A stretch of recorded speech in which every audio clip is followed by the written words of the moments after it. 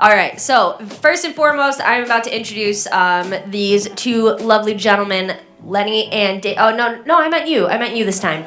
Lenny and David, they are with Acrisure. They are an official sponsoring partner of the New York State Brewers Association, and they are also the breakout room sponsor of this room here. So they're going to talk at you guys for a couple of minutes, and then we're going to get going with Safer Parties.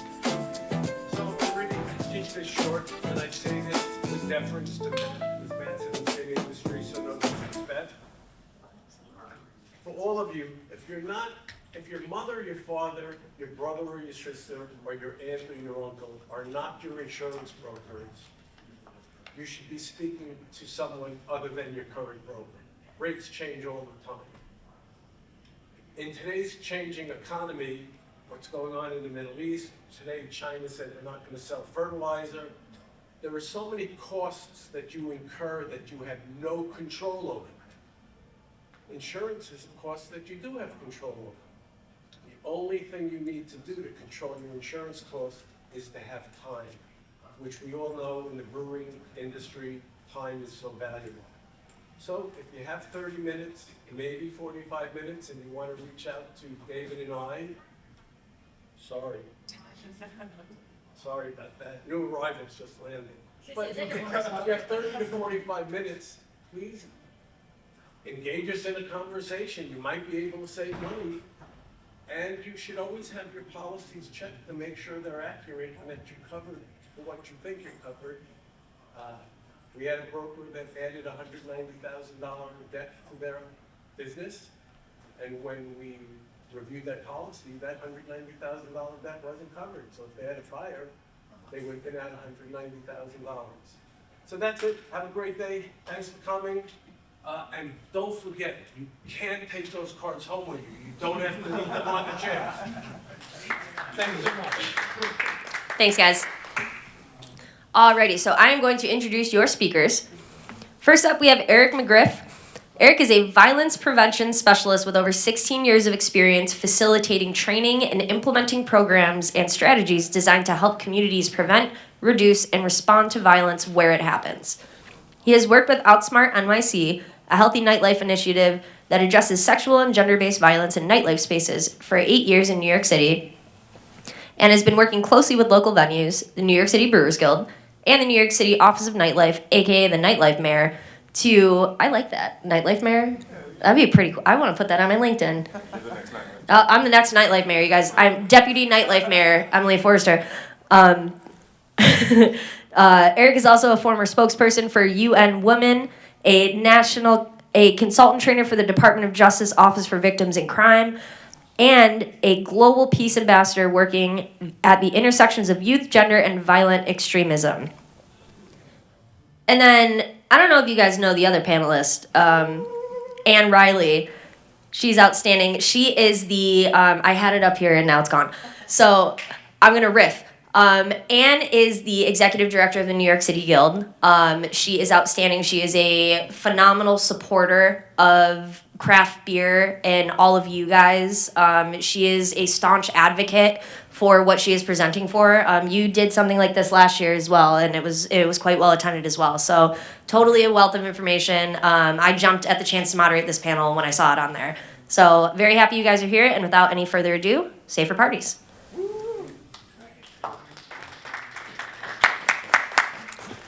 First, I want to thank everybody for being here. I know sometimes these sessions you're unsure what we're planning to do, and like I started last year, the intention is we want this to be open and engaging and a safe place where if you have any questions, concerns, please do not feel in any way uncomfortable bringing those either here or finding one of us afterwards. I'll just give you a little bit of brief history as to how Eric and I started working together. I've been involved with New York City Brewers Guild since about 2017, 2016. I've been in this role since 2019. The Brewers Guild in 2018 started working with Eric and his team at OutSmart because, as you all know, owning New York State businesses, sexual harassment training is required by the government every single year. And we quickly realized that, the videos that you have your team sit in front of that are given by the state don't really apply to nightlife or brewing. So Eric and his team were able to bring really specific training that helped us realize it's not just about sexual harassment training, it's also about upstander, bystander, intervention, preventing things from happening. And from that, we had an incident in one of our events in 2019, and that led us to create our safety advocate program. And this has also grown, and we've been able to share it with other guilds nationwide as well as international festivals. And briefly, what our safety advocate program is have trained people attending and walking through your events and festivals in order to create they're looking for things that maybe security isn't. And also, as we all know, when there's a situation, often people don't want to go to, quote, the police. But if there's somebody in a brightly colored shirt that says safety advocate and they know what they're there for, they may feel more comfortable doing that. And Eric and his team have also implemented that program elsewhere. But Eric has some fantastic information. As I said, please, this is interactive at any time. Please feel free to stop us and we will help out. But that's what this is about, making places safer, not just for your attendees, but for your team, and ensuring everybody has the tools they need to ensure they have, not just safety, but the ability to speak about it. All right, thanks, Eric. All right, how we doing? We doing all right, y'all? Yeah, can everyone hear me? Oh, yeah, you can. I will turn off the elevator music, which was my 90s thought I was cool playlist. But yeah, y'all, thank you. My name is Eric McGriff. I'm here with Reilly, the Brewers Guild celebrity of the moment. And then, I'm here for an organization called OutSmart. Our mission is to prevent and end sexual violence in New York City, nightlife and hospitality spaces. We can work anywhere. We were founded about 15 years ago. There's this guy named Dave Rosen who owns like 5 bars in Brooklyn, and he wanted to create a patron safety campaign. My organization, the Crime Victims Treatment Center, which is New York City's first rape crisis program, we noticed as a part of our Manhattan Sexual Assault Task Force, where we see every sexual assault case in the borough, that there is a connection between an increase in sexual violence happening in nightlife and party spaces. And after some celebrity cases, we started partnering with Dave Rosen, OutSmart Brooklyn, Manhattan DA's office, violence prevention specialist, to create a curriculum that is co-created by nightlife professionals and specialists in bystander intervention and working with survivors. So every single thing that we do is built with a preventionist, with someone like a therapist, and with an industry professional. And so we're going to give you all a little bit of what we do. But just a little bit about our structure. Again, OutSmart, we're a collective of nightlife professionals, violence prevention specialists, and support service providers. And because we collaborate, we're able to provide services that are not only nightlife industry specific, but they are proactive and they are trauma informed. So we call that a wraparound comprehensive model. We're going beyond just how do you respond, how do you do a complaint or report. We're helping you actually shift the environment you work in. Everything's free too. We're a nonprofit. And so these are just some of the training topics that we cover that we have, again, built with nightlife industry professionals who help us understand how these things show up in your space while you are on shift. So we have identifying and responding to sexual violence, causes of sexual violence, bystander intervention and de-escalation. We have creating affirming spaces for trans patrons. We actually put together a working group of just trans and LGBTQ nightlife professionals to tell us how do we make these spaces safer for you. Starting with security, who often get like really weird around like IDs, but we're like, yo, you have theme parties every night. You're not questioning things then. People have different addresses, they have contacts, wigs, drag queens. Like, if it's only a problem when it's their trans identity, that might be transphobia, y'all. Because you're not questioning it any other time.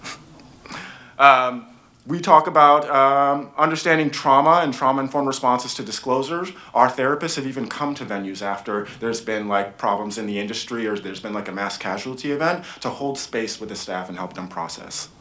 We have management training, so helping managers understand how you can be compliant with the law, but also supportive to someone someone who shares that they've experienced sexual harassment or that they've experienced domestic violence. A lot of folks get nervous. We'll give you simple phrases that you can share. And then we have safety advocacy, which came from Ann at the Brewers Guild, y'all. I cannot say enough how helpful this was in building this program. The Brewers Guild has been the only, the most consistent partners over years, and that's what you need for this kind of stuff. You need to practice it. You need people who are going to consistently do it so that you can get better and get those results. And so, yeah, safety advocacy. We're just a team of trained safety advocates for large-scale events, trained in bystander intervention, de-escalation, crisis response, mental health.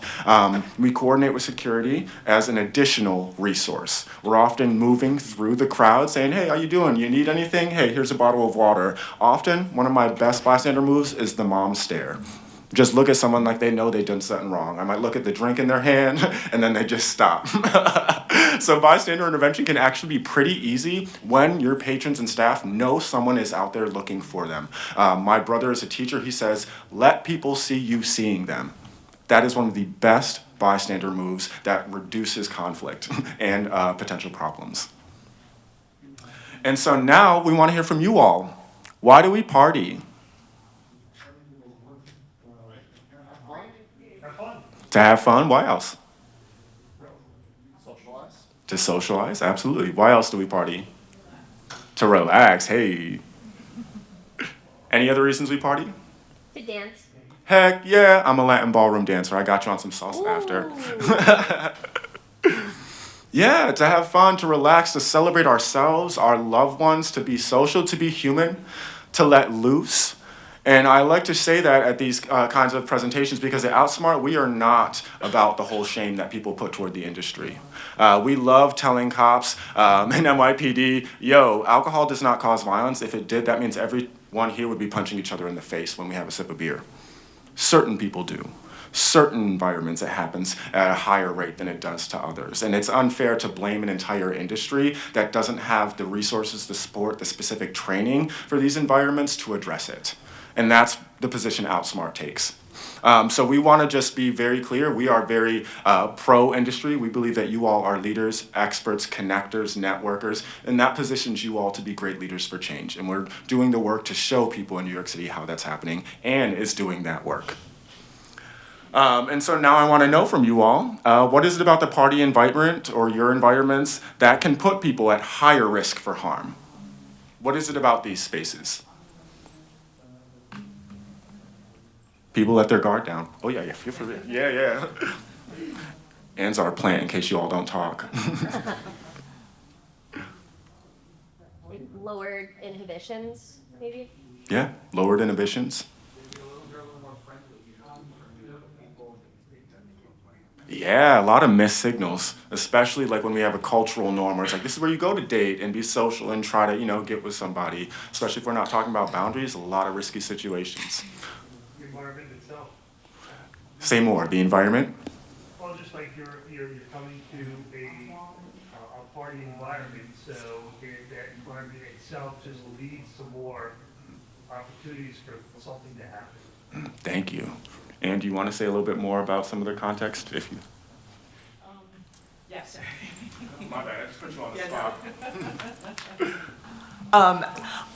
Often, all these things we're talking about too, and it can also lead to people feeling emboldened in ways they probably shouldn't, and recognizing how that behavior directly affects others. As we're talking about, people want to have fun, and obviously that's part of what we do is, in our tap rooms, in our spaces, in our events. You want to ensure that people are having fun, but you also want to ensure that it's not creating an environment for people to target others unnecessarily. And this is important. It's not just about inclusion and having fun. It's also a liability thing, y'all. We did a citywide survey of nightlife industry professionals last year, and we found out that 70% of nightlife professionals said that they are witnessing sexual violence frequently at work. 60% said that they've experienced it at work, and 63% said that they lack confidence addressing or speaking up when a problematic situation arises. Again, we do not shame the industry. We realize folks don't have the proper resources for environments where people are lit, where it's dark, where the staff is heavily outnumbered by folks. Right? You don't have the proper training to address these kinds of things. So we just like to acknowledge, like, it is hard, and these are spaces that we all love, that we all care about, and there's a degree of higher risk that comes with these looser, funner environments. And so OutSmart, we're very much committed to helping us figure out how to have safer parties where we party.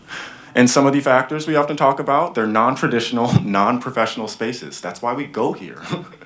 They're environments that are often dark, loud, and or crowded, and so it's harder to see, hear, and move. Your senses are literally impaired.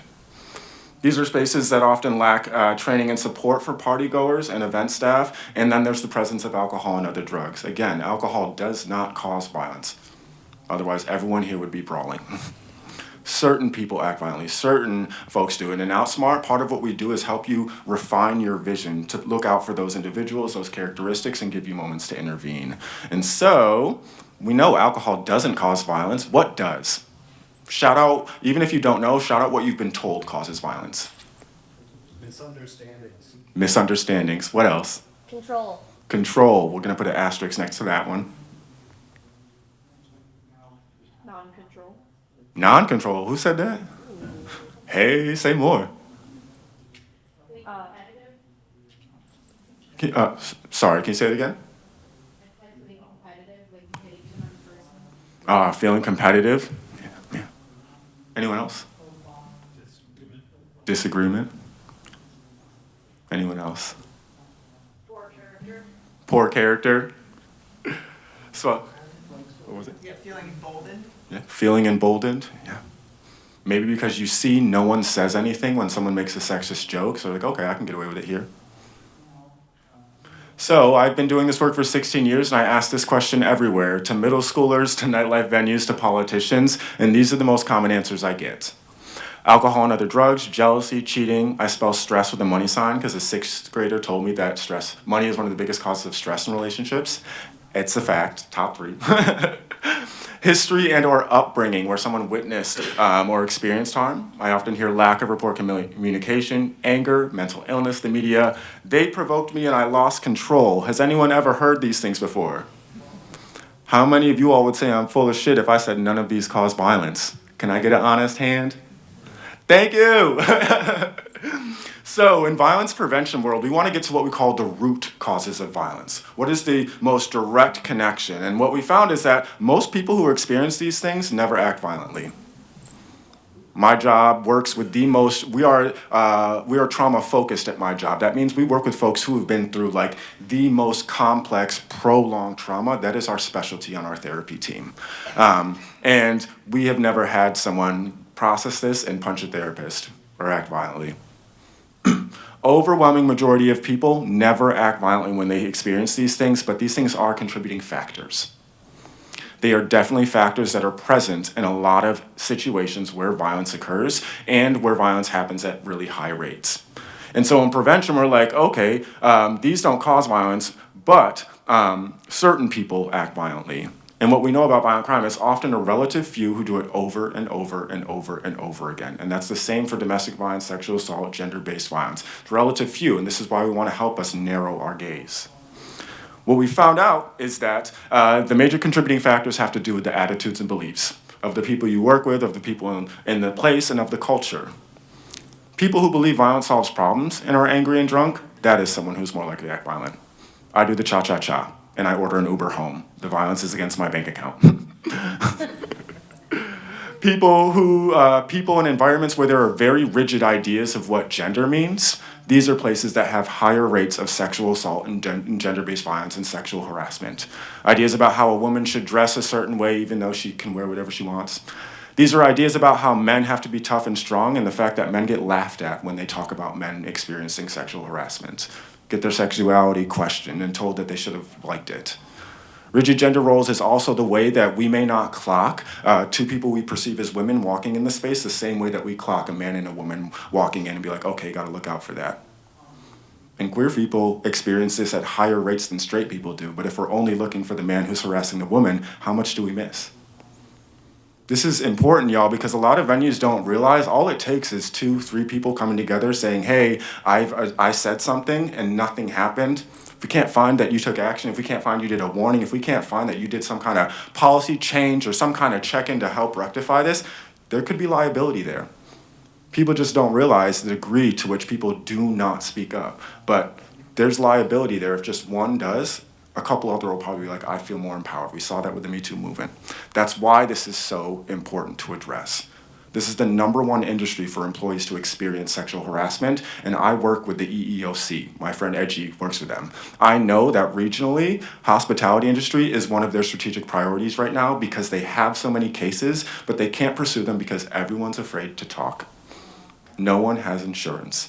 Everyone's going to lose their job. They feel lucky to have this job as an undocumented person in New York State. And so the EEOC actually knows this is a problem, but they can't pursue it. Power and control, huge. You always want to look for someone who's using their power to control the way others move. And then entitlement. Has anyone ever seen someone who can't handle rejection? Maybe a couple times? Clock it. I also work with men who've committed domestic violence and sexual assault, and one thing we know about this field is that the biggest overlapping characteristic of abusive folks is entitlement. They will not take no. They're going to keep pushing you after you said no, right? They're showing you, you say no to your body, and I'm not taking that. So it doesn't mean that these people are necessarily committing domestic violence, sexual assault in your space if you see these types of attitudes and behaviors, but you should address them. You should let folks, hey, that doesn't fly here. Because again, it's a relative few and they feel safest to do it in environments where they see no one is doing anything. When a sexist, homophobic comment is made, or when there's harassment, they say it's just brushed off. Or they hear like, that's just what it is, that's the party environment. And so, go ahead. It sets the tone if people understand that that kind of behavior is not acceptable in your presence or in your spaces. And you know, as Eric and I were talking earlier, it also, and when word gets out that there is a no tolerance on that kind of behavior, then you are going to have more people coming because they do understand this is a safe place for me to be. And I'm not a brewer, y'all, but I did I'm from Syracuse, New York. Love being an out-of-stater. Shout out to Syracuse. Hey! I went to Syracuse University. I was president of my frat, and so we did, I mean, it's not the same as y'all's, but we did have like 300 people coming through our house every weekend, and we had these kinds of rules. And I can tell you absolutely what happened. When people realized that I did not tolerate someone calling a woman a B-word, I didn't tolerate anything homophobic without like addressing it, our parties got bigger. People left other parties that they had to go to because it was part of their org's policy to come to ours because they knew they wouldn't get harassed. They knew we had a policy.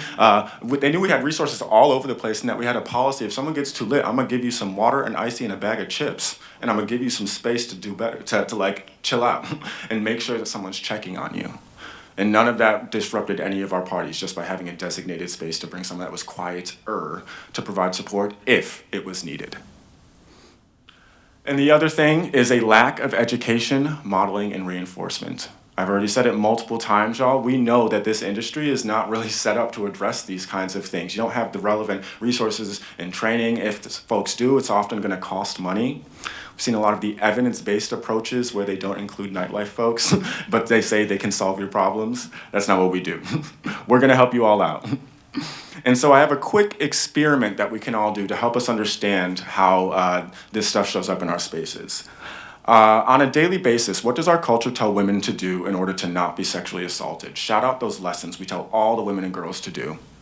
Dress correctly. Dress correctly, right? Meaning you have to cover stuff up.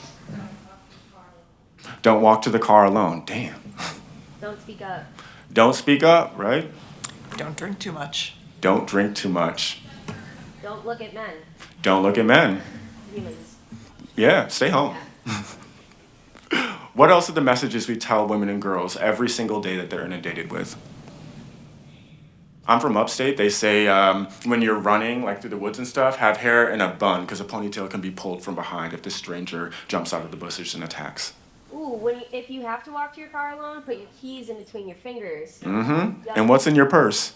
Oh, mace. Pepper spray, mace, a knife, a taser. I think some of those are illegal to have, but shoot.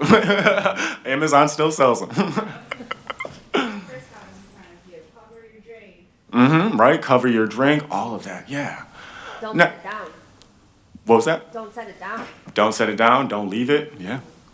So next, what does our culture tell men on a daily basis to do to not be sexually assaulted? I might get a Don't Drop the Soap reference, and that's all I ever get, right? And so I ask these questions back to back for a reason. Who does our culture put the responsibility on to not be harmed? Women, right? And we tell them, like, it's the stranger who's gonna jump out of the bushes and attack you, and if that person touches you without your permission, after you said no, we're still going to blame you.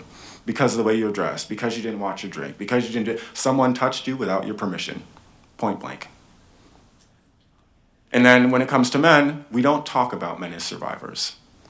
Again, I have these presentations, when I say that, men as survivors, I usually hear laughs in the room. Y'all, if you are ever in a group of 5 or more, you are in the presence of multiple survivors of domestic violence and or sexual assault. They look at the way that people respond to these conversations to help them understand, is it safe for me to speak up? And this is one of the cultural things that a lot of people don't realize. It's happening all around us, but if someone's saying they're lying, they're doing it for money, and they hear that a lot, especially around situations they have never seen, they're just judging about, the survivors around you are gonna be like, you're not an ally. And so I'm gonna show you all a little video. The guy who made this video is on the board of a rape crisis program in Syracuse, New York. And he asked survivors, what are the things you hear around you that make you feel uncomfortable? That make you feel like if something happens, if there's harassment, your colleagues won't come to your help. And these are those examples that those survivors named. This does have like victim blaming sexual harassment language. Do what you need to do. I am here after I am a crisis counselor, so if anyone wants to talk or anything, please feel free.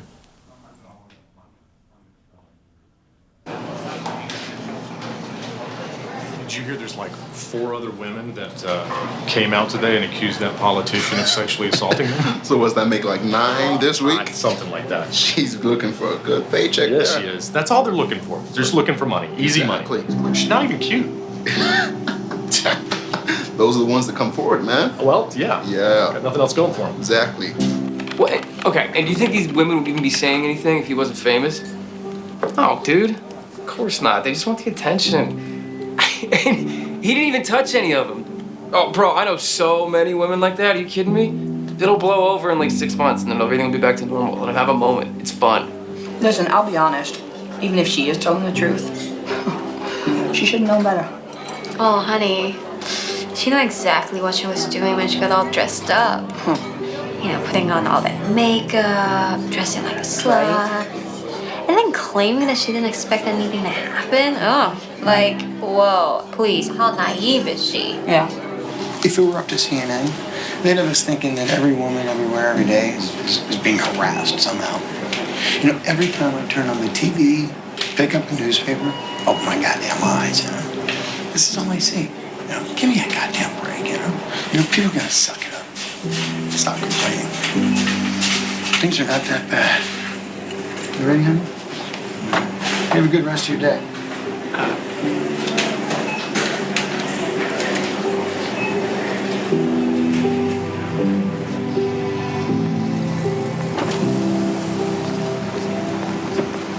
Hey, Dad. Can we give Frank a ride home? Thanks. Hey, Mr. J.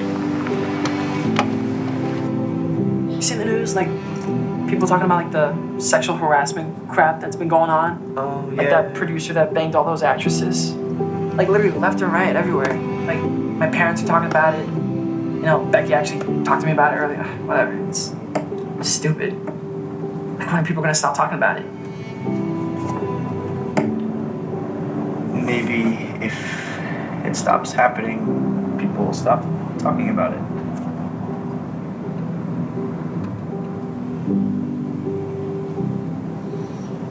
Yeah, I guess. I hear you though. It is pretty messed up.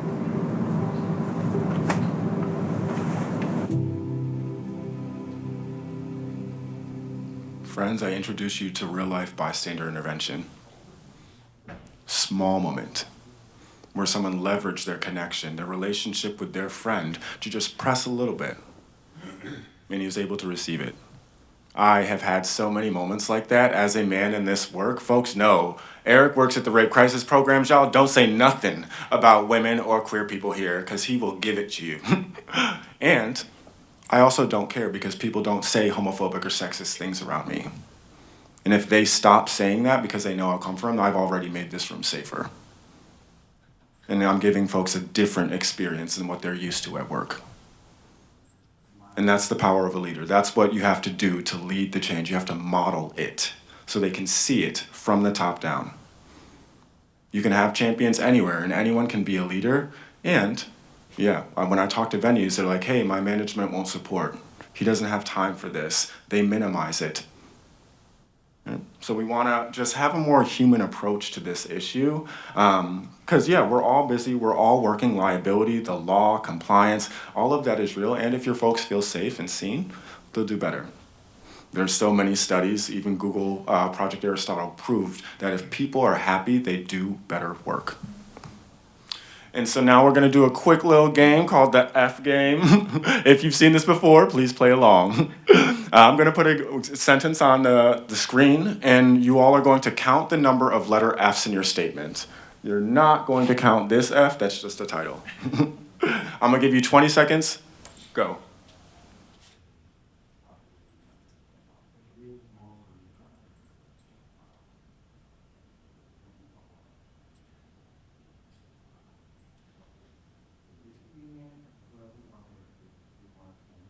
All right, can I get a hand raise? How many Fs did you count?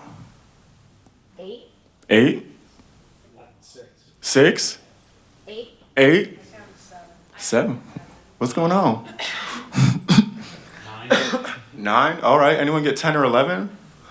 Good. The answer is 9. We'll count it together, y'all. Fairness is the final result of years of effective effort combined with experience of diversity. What did we miss, Ann? The ofs. Oh, I hope none of you are working with cash. Okay, what is it about the ofs that makes them easy to miss, y'all? Little. Yeah, they're little. Why else? Your brain just fills it in. You don't read it. Yeah, your brain just fills it in. Saw our friend over here squinting. It's far away. Right? That's definitely a contributing factor. I appreciate you for leading up, too. Like, you were trying, right? She's been through one of our training shows. Anything else about the ups that makes them easy to miss? Sounds like a V. Doesn't sound like the F we're conditioned to look out for. And so OutSmart, when we go to a venue and we're doing an intro conversation with your staff, we're not going into put on your cape, jump in the middle, boom. No, we're going to help you all look for the of moments in everyday life and on every shift. Those small moments that might make you uncomfortable, that you don't know how to address because you're conditioned to think, I need to jump in the middle once physical violence occurs, or like that's when security comes in. We're going to have you go in when there's a joke or a comment that's made to set that tone. Yo, we don't do that here. Sorry, we respect people here. And we're going to help you look at what those moments are during your shift, and we're going to give you a bunch of small interventions that you can take to address them. Even if it's something like, hey, how y'all doing tonight when you see an interaction that looks uncomfortable? Make folks feel seen if you think they're doing some sus shit, y'all. That has a really good way of stopping the stuff. And so I'm wondering if Ann can kick us off with this. I have a question for you all. Why can it be hard for a person who is harmed during or after a party to speak up or get support? Often they're blamed for what happened to them.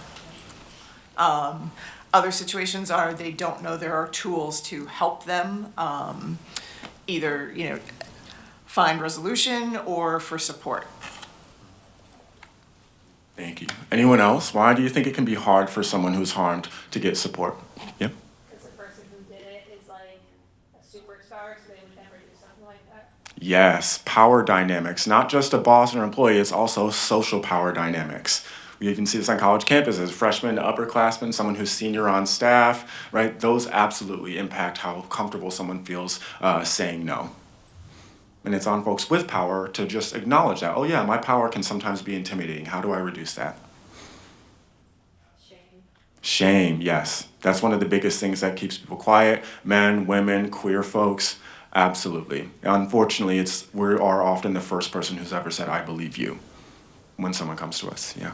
It can just be hard to actually retell the experience over and over. Yeah. having to retell the story over and over, part of our goal is to reduce the amount of re-traumatization. And that's where it's like, from your investigation at the beginning, how are you like recording this, getting this in a way so that they won't have to keep saying it, right? They may not remember. Yes, they might not remember, and that is scary. They feel like it's their own fault. They feel like it's their own fault. Blame. Yep, blame, shame. One of the strategies you always want to do is reduce blame and shame. Whenever you hear someone saying, I'm so stupid, that's a natural response because your brain wants to figure out how to make it not happen again. You, especially if you're a leader, can say you did exactly what you needed to do to get through that because you're here right now. When someone is triggered or scared, y'all, their body goes into like a conditioned response. You don't have time to be like, let me think through this. If there's a lion in front of you, you just act. And you act in a way that you have behaved before. That's the mental shortcut your brain takes in a moment of like surprise. So just like be conscious of that. Other things? Right here. Fear of repercussions. Fear of repercussions. Absolutely. Y'all, I can't tell you how many nightlife folks I've worked with who started talking about sexual harassment. A month later, they were late like everyone else a few minutes and got fired. Now this person is a problem. We're not going to have any official thing, but I'm going to stay away from them, and they feel their bosses moving back. Nothing that can be brought a case against, but the discomfort is something that everyone can see on staff. Yeah. Why else?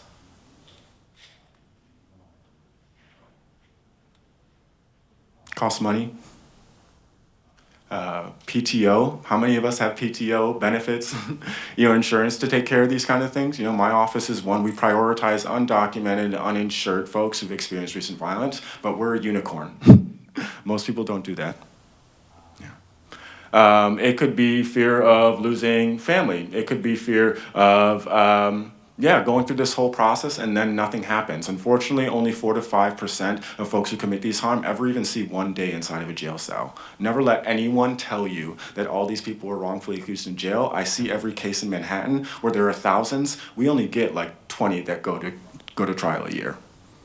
And even those, it's not ending in like full conviction. And sometimes it's because someone doesn't remember, because it was behind closed doors, because sexual assault is one of the hardest crimes to prove, y'all. So when we do get a conviction, it's very important to know that the stars must have aligned, tape, witnesses, like all of that. It is so hard to prove. Yeah. Anything you want to add, Anne?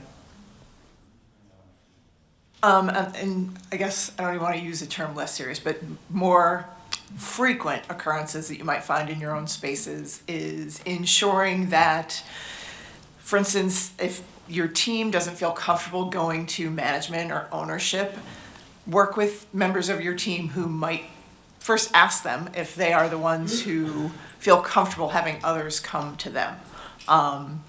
That opens up communication. It also it should become an HR thing that falls on someone that's not their job, but there likely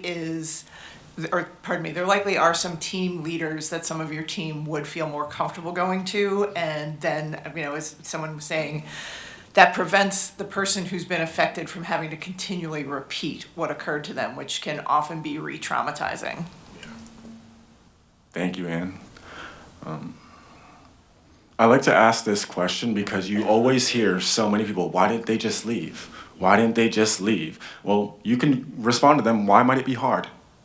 You can't just leave these situations easy. The most dangerous time for a person in an abusive relationship is the 6 months before to the 6 months after. Most murder-suicides are domestic violence cases.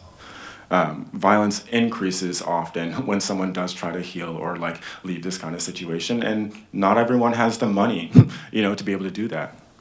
We work every day with folks who might be an immigrant, and their partner who's abusing them says, I will get you deported and you won't see your kids. They'll say, I'm gonna send this text message, this incriminating picture I have from maybe when you did weed or whatever sometime, even though they do it too, and I'm gonna send it to everyone. I'm gonna send these pictures, I'm gonna ruin your reputation. This stuff is real stuff that happens every day. And the way that we show up can show folks we don't tolerate any of that, and we will support you. I think as a leader, one of the best things is conducting yourself in a way where every single person knows there's sexism, racism, homophobia, transphobia. They have no doubt that you will jump in the arena. That's the modeling that we need to see. And so now I'm asking you all to jump in the arena. Why can it be hard to be a bystander or to intervene or help someone? It's declined. Yeah, help might be declined. They might not want it, and that's a hard thing we might have to accept. Why else? Maybe It's not the person's personality. It's not the person's personality. Yeah. It may be hard to identify what's happening when it's happening. Yes, might be hard to identify what's happening when it's happening. Another thing, y'all, when someone is triggered, the logical part of your brain up here gives up control to the more primal part, because that's what evolved first. That's like the survival, fight, flight, fawn, freeze. Yeah. So it's important to know, like, when someone's like triggered in like some kind of event, they literally cannot think logically the same way. That's why we have to train NYPD and investigators to be like, calm down first. Let them go from here to back here, because if you're questioning someone in crisis, guess what? Their memories are going to be less accurate. And that's why people say, oh, they're lying, they can't do this on the stand. You have them stressed. So literally they have those, their logical part is not in control. You can't get as accurate information. So even that's part of it. Why else? Fear. Fear of what? Like, if you see a situation and you go, maybe you could then become the victim of what's happening. Absolutely. That's one of the biggest ones we hear. Yo, what if they turn on me? What if I'm wrong? What if I cause more harm for the person I'm trying to help? Especially in domestic violence, y'all, it's important to know, like, you're likely not going to get someone to leave. It takes about 7 times. And if you intervene very publicly and it's domestic violence, the abuser could feel embarrassed, and then they're going to go back and it could escalate. So specifically in DV, we often say, look for a break. See if someone goes to the bathroom, and it doesn't have to be, I think you're being abused. Like, you okay? You need anything? All right. Just wanted to check in. I'm here if you ever need anything. We keep a bunch of resources for folks who need it. But even then, you might not want to name domestic violence for them, because they might not know that they're in it. Just name that you see something problematic and offer help. It's hard to intervene, y'all, especially in an industry where we don't have training on how to do this kind of stuff when it's dark, loud, crowded, and everyone's lit and doesn't want to pay attention. So again, that's why we come here for these conversations. And so I'm going to give you all just a few bystander tips that we be using at these events and everything that we do to start this conversation. Again, we're not like telling you to jump in the middle of things. We're going to help you identify moments before it escalates. And one of our favorites is check in. A check-in's great because you're not making an accusation, y'all. You're saying, what's good? How y'all doing? What brings you here tonight while you're pouring a glass of water? Be a nosy bartender and try to suss out, is someone who's trying to pull up and flirt coming off very sober versus the person they're trying to pull up on who might seem very drunk? Prevention senses, tingling. I need to watch this. Look, like, maybe you're checking in and you thought it was like a consensus situation, but they're talking sports. You're like, oh shit, my bad. But when you go in, you just want to ask that open-ended question, listen to them and respond, and even see, is someone giving you vibes like, oh, thank gosh you're here, this person's annoying me. That is a great thing you can do without making an accusation and putting on your cape. We even have bartenders who intentionally pour the water with it to increase the likelihood that someone will have to go to the bathroom, which creates a break that they can then interject in. You can distract, oh yeah, and here's some examples. How are you? Are y'all okay? What's going on? Me, if it gets to that, I'll be like, yo, what's good? You're bugging. But I could do that. Distract, and that can be something like, yo, can we help me find X? Y'all see the game last night? OMG, I love your shirt. If you see 2 people together and maybe one person's feet is facing away from the person who's trying to talk to them, that's a universal sign they don't want to be there. Like, oh my God, how y'all doing? Shot, or beer, right? And distraction's great because it lets people know, hey, people see you. And sometimes the distraction is the thing where someone's like, oh, thank God, this is awkward, didn't want to be rude, I'm gonna go to the bathroom, I'm gonna find my friends, I'm gonna do this, that, and the third, and now the attention's on me, someone who has more authority in this space to handle the person being difficult. One security guard did a distraction, said, OMG, I think your Escalade's on fire outside. It was ridiculous, but it worked. You can speak up if you're comfortable. And that can be a straight, leave them alone, that's not cool, we don't do that here. We often help venues even create a code of conduct, y'all, like a simple thing that has high contrast colors above the bar, and bartenders tell us it makes them feel more empowered to speak up, because it's not just me intervening, it's venue policy. Sorry, y'all, I'd love to let you do your whole Coyote Ugly on here, fire code.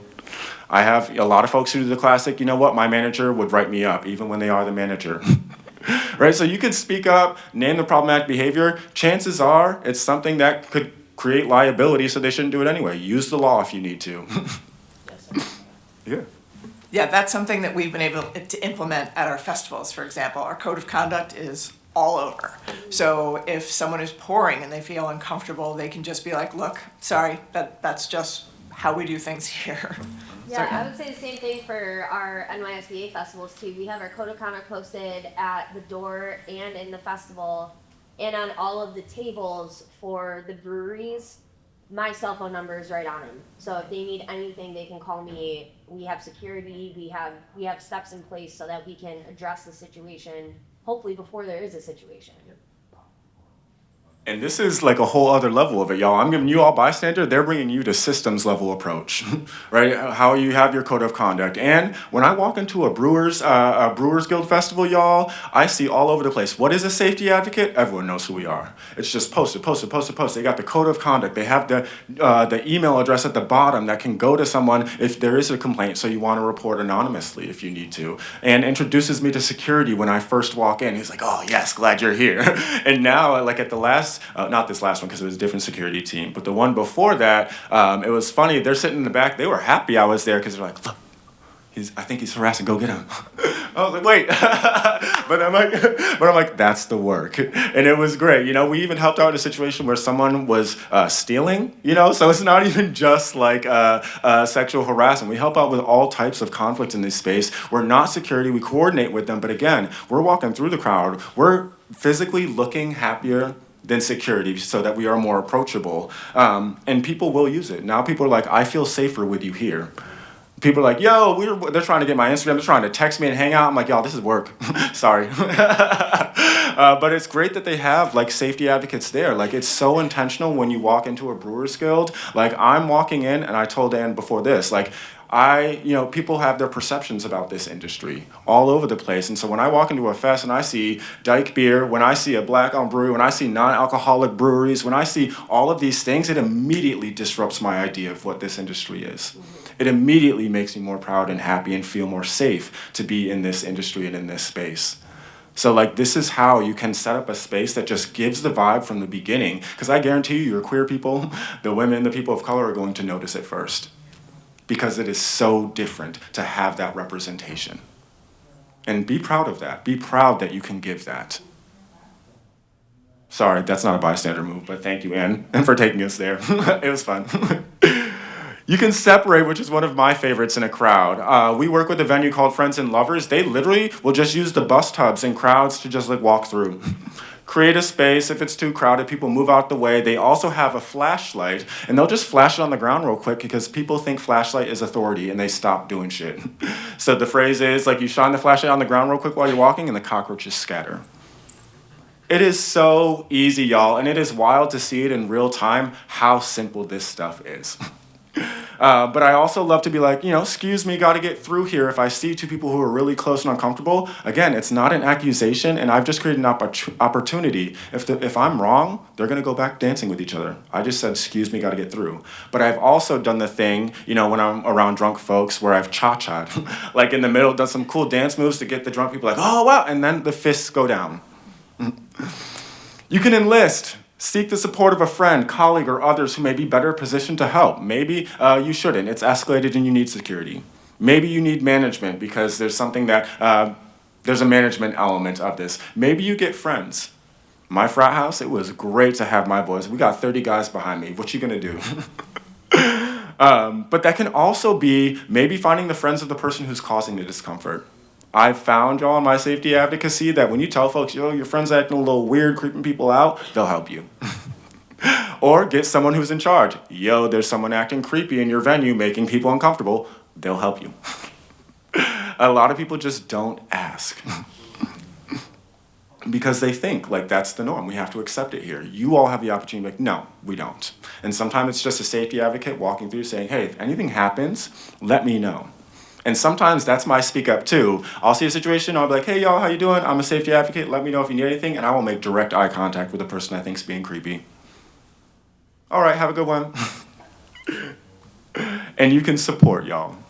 You will miss stuff, you will not be there, you might freeze, you might not know what to do. We know we are asking folks to go into potentially risky situations, and especially at first, it is scary. Just like in that video. I love that video because it shows what it really does look like when you're a bystander at first.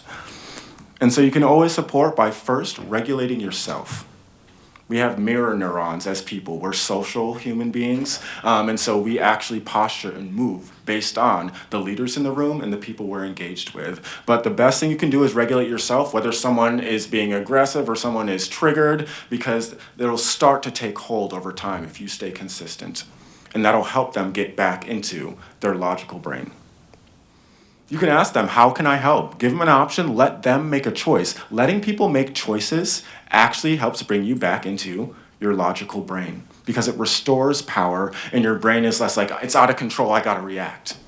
So literally just lay out the options, say, which one would you like to see? You wanna share options and those resources at OutSmart. We have a QR code to every single sexual violence resource in the city. And so when you get trained by us, we give you that QR code, say just take a picture of it, keep it under, under the bar or whatever, and if and when something happens, you don't have to know what to say. Give them a QR code and send them to someone who does. My office is up every night of the year running domestic and sexual violence advocate programs, so we are one of those resources that nightlife venues can refer to that will have someone there in 20 minutes. You all likely have these kinds of programs in your community. I'm from Syracuse, so I definitely know y'all got it there. Connect with those programs. And so that's all I got. I do want to open the floor for Ann, just because this is a real conversation, y'all. And if there's stuff you want to bring forward, this is what our trainings are like. Tell us, let's process. You have literally an expert, a founder, a trailblazer here who's done it in your industry. So what y'all got? Yeah, and to that, the tools that we've implemented, they're there intended to share and for you to implement however works for your venue, your space, your events, whatever it is, as I mentioned briefly earlier on. Our Safety Advocate program was built to be able to grow, expand, change as necessary, and it's been implemented by other guilds nationwide, as well as like some international festivals have taken it on too. And it's meant to be something that can be implemented in a small group, like our guild meetings. We always make sure there's a safety advocate, as well as our festivals where hundreds of people are coming through. Any questions? Yeah. Fully understanding that this question is probably not going to relate to anyone in this room, including my own company. Is HR actually any help in these situations? Because they are designed to protect the company and not the actual employees. You want me? I can go after you. Yeah, what? That's a tough one, and that's where, for instance, as I was briefly talking earlier, creating an environment where people feel there are tools available to them. And for instance, both the state and the city have partnered with WeVow, where it can be fully anonymous or people can identify themselves. Yeah, clean your background. There's a little Yeah, and they do offer great, it's not expensive either. And that's something where, yes, my experience with WeVow is when a report goes in, the WeVow team looks at it immediately, and then you have someone on your team who is a designated contact that they reach out to and say, an incident was reported. These are the tools that we have available to you as to how to handle it. Do you want to handle it internally, or do you want us to step in immediately? And based on the severity, or if it's something that you can actively do something about, they leave that determination to you. They also do sexual harassment training too. Yes. And I'll say for us, it depends on the HR person. A lot of folks interpret things differently based on their organization, based on their culture. It absolutely can be a great resource. We often train them like, hey, we know you have to be compliant with the law, liability and all that. Here's some phrases that you can say that are going to land a lot better and keep you impartial. Like you can still say, thank you, I'm so grateful that you came to me with that. Wow, that must be hard to share. You can name, I can't guarantee everything's going to happen, but here's the process that lays out, and here are the different options. We can do it, or you can do it with WeVow. Which one feels most comfortable for you? Right? None of that is you breaking liability and saying, we're going to decide this case and get this person out. No. Folks don't even realize sometimes your thing can just be a warning, a documented warning where you heard about something, you had to respond, and then you're like, hey, We've heard that there's been some comments made. You just got to cut it out, okay? It's not a write-up or anything right now, but you got to stop. Because y'all, when someone is saying these kinds of jokes and comments, they tend to say it a lot around a bunch of people. So like if one person says it, they're likely not alone. And this is the thing with harassment. Even if you say something and it's not to someone, and if they hear a sexist, homophobic joke, an explicit joke, that still can count as harassment. You're at work. You can't be talking like that. Anything else? Yeah. Do you have any like tips and tricks on how to go? Like, for instance, we have a kitchen. Kitchens have a reputation. Yeah. And I have had some situations where kitchen talk is a little loud, and someone in the front of house is like, I don't like that. So like, how do you break that? Yeah. I name it, I address it, and there are often folks, oh, you're trying to change this. There's a degree where it's like, hey, y'all, we're at work. People can't consent to hear harassing things about their identity, their experience, explicit stuff. Just objectively, we should not be talking about that at work. And it doesn't mean we can't joke or whatever, and sometimes I'll just tell folks, maybe your bystander move is just a quick, yo, we're at work. Code word, and then it just stops. Because like people might forget, and I don't have to like shame, but like, yo, remember, we're at work. Now people will even be like, yo, outsmart. Even just having that code of conduct, like I think about how I can bring this back to my brewery. It's not a lot of nightlife or big parties, but there are customers and people that come in and drink, and just having my staff know that I can get some training for them, so they have the tools. But also I have that code of conduct, and it's for them, for our customers, for them, for the kitchen staff. They know that, hey, you've got their back, it's not acceptable, and they know that they can come to you because it's your code of conduct. The kitchen cannot harass you because a customer didn't like something and they're sending it back or whatever it is. And a manager who's going to do that, change the physical environment, make it explicit in words, that's the kind of environment stuff that someone's going to walk in and be like, oh, wow, no one has this. They must be having some kind of cool conversation here, right? Just the code of conduct to make someone feel safe, because most don't have it. Yeah, and for me, like one of the things that I feel like I've come across more often than, a bad joke or sexist comment is even just like foul language. I've found that I've had to ask somebody to please not use that foul language in the conversation that you're having. If it's sports related and they're F-bombing everywhere, I've got families in I'll be able to let them know, I'm so sorry, that's not appropriate language. And just making sure your staff is comfortable being able to do the same thing. Yeah. I have no problem going mom face. I'm all over that. Okay. But it's my staff. Yeah, and it's also a thing of like tips and stuff. All right, we got to wrap up. But that's the other dynamic. I know if I speak up, I might not get the $20 I need to pay my bills. But that's where having management who will explicitly say, if something happens, I got your back, can make all the difference. Yeah, Thank you. Empower your staff. Genuinely. Like, if it comes from the top down and your staff knows that they're going to come to you, and if it's a regular who's in there every week or something and they're always a problem, they can feel empowered to be like, hey, that's not okay here. And know that you're going to have their back and not choose the $50 they're spending on draft lines. You know what I mean? Yeah. Thank you all. Can we just give a round of applause to Anne? I just want to specify, because like this would not happen without her. Really, OutSmart could not develop any of this if we did not have someone who would trust us, who would fight for this, who would literally change the policies. Like, Anne is really like the mother of this whole safety advocacy program, and we cannot take credit without honoring her. So thank you. We're here if y'all want to talk. See you.